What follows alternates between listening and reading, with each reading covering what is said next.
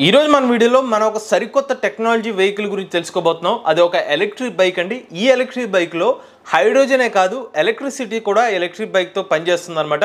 ఈ electric bike ని మనం సెల్ఫ్ ఛార్జింగ్ చేసుకుంటాం. అంటే స్పెసిఫిక్ గా ఎక్కడ ప్లగ్ పెట్టి ఛార్జింగ్ చేయాల్సిన అవసరం లేదు. మరి అలాంటప్పుడు ఈ ఎలక్ట్రిక్ బైక్ ఎలా సెల్ఫ్ ఛార్జింగ్ అవుతుంది, 5 నిమిషాల్లోనే రీఫిల్లింగ్ ఎలా చేసుకోవచ్చు, పూర్తి సమాచారాన్ని ఈరోజు మన ఎంవీఎస్ ఆటో తెలుగు ఛానల్ తెలుసుకుందాం. నమస్తే, నేను మీ కృష్ణ చైతన్య మండేలో, మీరు చూస్తున్నారు ఎంవీఎస్ ఆటో తెలుగు. చైనాకు చెందిన 9bot అనే కంపెనీ వాళ్ళు 2016 సంవత్సరంలో సెగ్వే కంపెనీ వాళ్ళు టేక్ ఆఫ్ చేసుకున్నారు.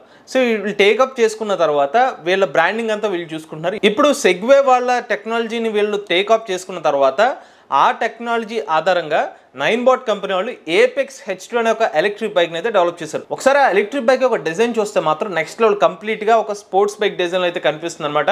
ఇందులో మనకి పవర్ఫుల్ మోటార్ కూడా యూజ్ చేస్తున్నారు. దాంతో పాటుగా ఫీచర్స్ పరంగా బ్లూటూత్ కనెక్టివిటీ కానివ్వండి, ఇతర సేఫ్టీ అలర్ట్స్ కానివ్వండి, బాగా హై ఇంటెన్సిటీ LED లైట్స్ కూడా ఎలక్ట్రిక్ బైక్ లో యూజ్ చేస్తున్నారు. ఇప్పుడు పవర్ గురించి మాట్లాడుకుంటే ఇందులో మనకి 60 కిలోవాట్ల పీక్ పవర్ ఎలక్ట్రిక్ మోటార్ అయితే యూజ్ చేస్తున్నారు.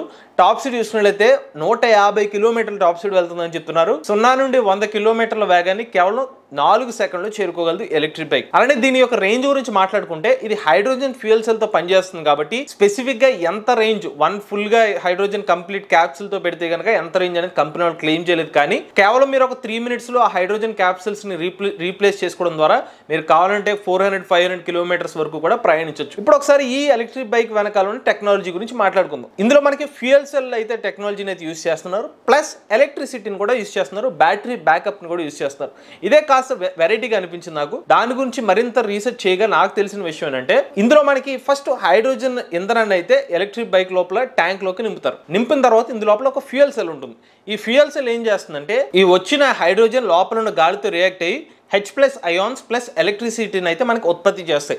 ఇప్పుడు ఉత్పత్తి అయిన ఎలక్ట్రిసిటీ ఏదైతే ఉందో దాన్ని డైరెక్ట్ గా మోటార్ కి ఇవ్వకుండా మధ్యలో ఒక బ్యాటరీ ప్యాక్ ని కూడా వీళ్ళు అమర్చారు.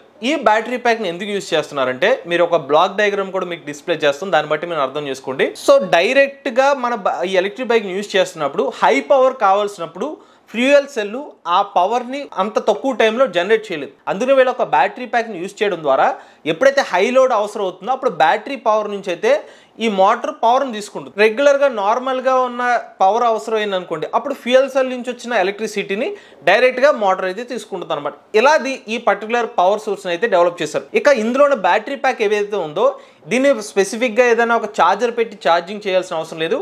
హైడ్రోజన్ ఫ్యూయల్ సెల్ నుంచి ఎలక్ట్రిసిటీ వస్తుంది కదా, ఆ ఎలక్ట్రిసిటీనే డైరెక్ట్గా వెళ్ళి ఆ బ్యాటరీ ప్యాక్ని ఛార్జ్ చేసేస్తూ ఉంటుంది. ఛార్జ్ అయిపోయిన బ్యాటరీ ప్యాక్ని ఎప్పుడైతే హై లోడ్ వచ్చిందో అప్పుడు మోటార్ ఆ బ్యాటరీ ప్యాక్ నుంచి పవర్ తీసుకుంటుంది. లేదు నార్మల్ లోడ్స్ ఉన్నప్పుడు కావాలనుకుంటే బ్యాటరీ ప్యాక్ నుంచి అయినా తీసుకుంటుంది, లేకపోతే డైరెక్ట్గా ఫ్యూయల్ సెల్ నుంచి అవుట్పుట్ వచ్చిన ఎలక్ట్రిసిటీ నుంచి అయినా కూడా ఆ మోటార్ పవర్ తీసుకుని ఆ ఎలక్ట్రిక్ బైక్ని అయితే రన్ చేస్తుంది. ఇది ఈ particular fuel cell plus battery pack plus motor overall గా వర్కింగ్ ఎలా జరుగుతుందో మీకు సమాచారం అండి. ఇక్కడ నేను ఇది ఒక సెల్ఫ్ ఛార్జింగ్ ఎలక్ట్రిక్ బైక్ అనే పదాన్ని ఎందుకు యూజ్ చేస్తున్నానంటే స్పెసిఫిక్ గా మీరు ఒక బ్యాటరీ ప్యాక్ కోసం ఒక ఛార్జర్ తీసుకుని మీరు ఛార్జ్ చేస్తే అది నార్మల్ ఛార్జింగ్ బైక్ అని అనుకోవచ్చు.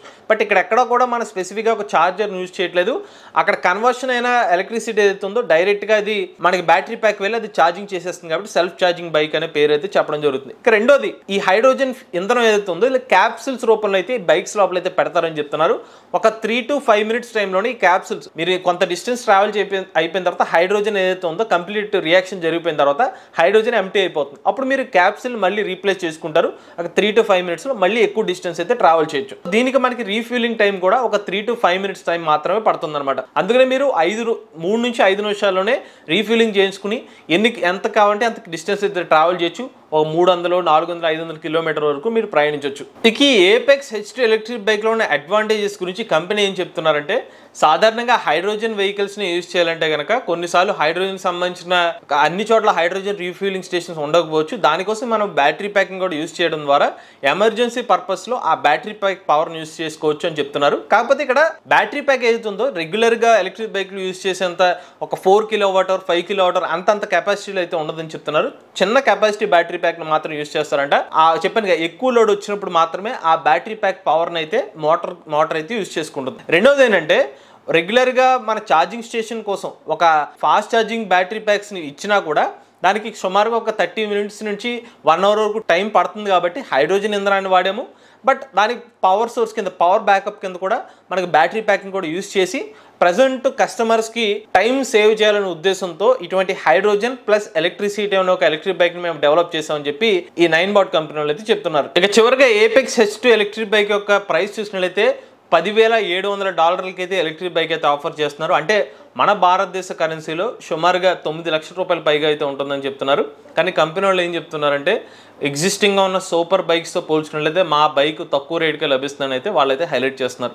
ఇది ఓవరాల్గా హైడ్రోజన్ ప్లస్ ఎలక్ట్రిసిటీతో పనిచేసే ఒక సెల్ఫ్ ఛార్జింగ్ ఎలక్ట్రిక్ బైక్ యొక్క పూర్తి సమాచారం అండి. మీరు కూడా ఎలక్ట్రిక్ బైక్ లభిస్తున్నట్లయితే మీ ఓనర్షిప్ నుండి మాతో షేర్ చేద్దాంట్లయితే స్క్రీన్ పై కనిపించే నెంబర్ వాట్సాప్ చేయండి, అంటే డిస్క్రిప్షన్ ఫామ్ ని ఫిల్ చేయండి. ఈ వీడియో కానీ మీరు నచ్చినట్లయితే MVS audio Telugu channel subscribe చేసుకోండి. ఈవీ కరెంట్ కోసం ఈవీ కొరడ్ ఛానల్, లేటెస్ట్ అప్డేట్స్ కోసం ఈవీ కొరడ్ లైవ్ ఛానల్, ఏ కరెంట్ కోసం ఏ తెలుగు ఛానల్ సబ్స్క్రైబ్ చేసుకోండి. Charge nature drive future.